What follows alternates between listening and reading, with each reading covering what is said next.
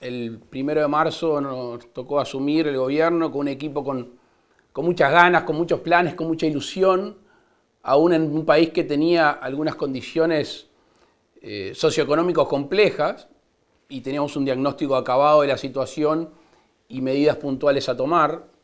El viernes 13 de marzo se dan los primeros 4 casos en nuestro país e inmediatamente nosotros estábamos volviendo del norte de la inauguración de la cosecha de arroz, e inmediatamente se tomó un conjunto de medidas que de mi punto de vista, conjuntamente con otros elementos estructurales de nuestro país, fueron fundamentales en el relativo éxito que está teniendo el Uruguay en el combate a la pandemia. Sobre si estoy contento o no, no porque cualquier situación que golpea a mi país me tiene que tener del lado de los que sufren y de alguna manera los que padecen esta pandemia, que obviamente hay un componente sanitario, un componente relativo a la economía y obviamente todo esto va a dejar secuelas.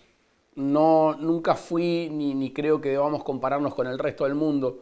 A mí me toca mi país, que es el que yo quiero, y mi gente, y es a ella que me debo. Entonces, si bien podría haber sido peor, por supuesto, hoy insisto que el éxito al combate es relativo y estamos con la guardia alta todo el tiempo porque esto puede cambiar rápidamente. La libertad en lo personal y sobre todo para los uruguayos es un bien muy preciado. Es más, es el estado natural y básico del individuo.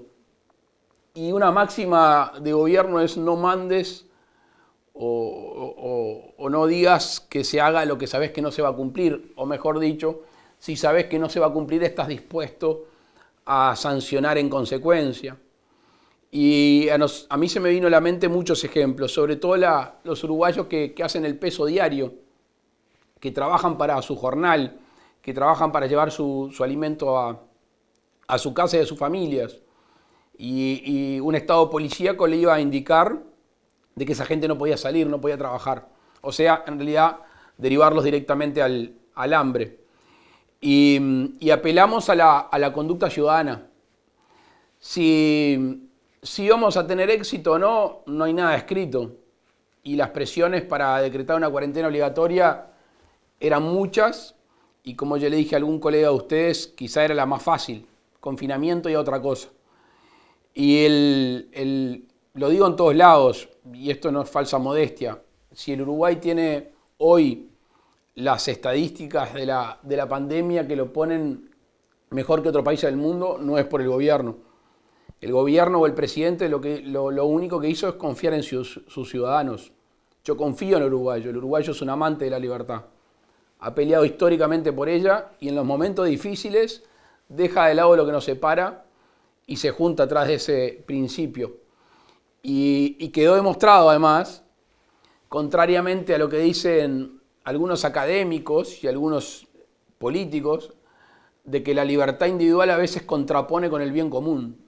Yo creo que van necesariamente de la mano, sobre todo en este mundo tan integrado. La libertad individual está determinada por la solidaridad con el bien común, con la sociedad. Y eso es una enseñanza que nos va a quedar a los uruguayos en los procesos futuros. Tenemos dos situaciones distintas por el tipo de fronteras. La frontera seca con el Brasil es la más compleja y no la de la Argentina. Hace un rato estuve hablando con el secretario de la Presidencia y con el ministro de Defensa, que estuvieron en el norte del país. Allí tenemos llegada a las ciudades binacionales constantemente de brasileños que vienen tierra adentro, y estamos con algunos casos. Hoy creo que ayer habían casos importantes en Rivera, hoy van a haber de nuevo. Estamos siguiendo los brotes, después si quieren podemos conversar de eso, el seguimiento que hemos hecho de los brotes, que es importante en el control. Pero se nos viene una decisión bien difícil, que atenta directamente contra una base económica importante del país como el turismo, y los españoles saben lo que es el ingreso de divisas por el turismo. Nuestro principal suministro de turistas es la Argentina. Y en el mes de diciembre debería de empezar nuestra temporada estival y hoy no estamos con las condiciones de asegurar que vamos a tener las fronteras abiertas con la Argentina y con el Brasil. ¿Qué tiene que hacer un gobernante? ¿Cuál es la opción que tiene? Es apelar a los anclajes más básicos del individuo, a los sentidos más básicos del ser humano, y la libertad es uno de ellos. O sea, uno tiene que trasladar seguridades, y para trasladar seguridades tiene que trasladar confianza. Y la manera de trasladar confianza es que el gobierno demuestra que confía en el individuo como un perteneciente a un grupo. Y eso, si se abraza como lo abrazó en este caso la gran mayoría de los uruguayos, es una fortaleza para la pandemia, pero además es una fortaleza para ese futuro tan incierto.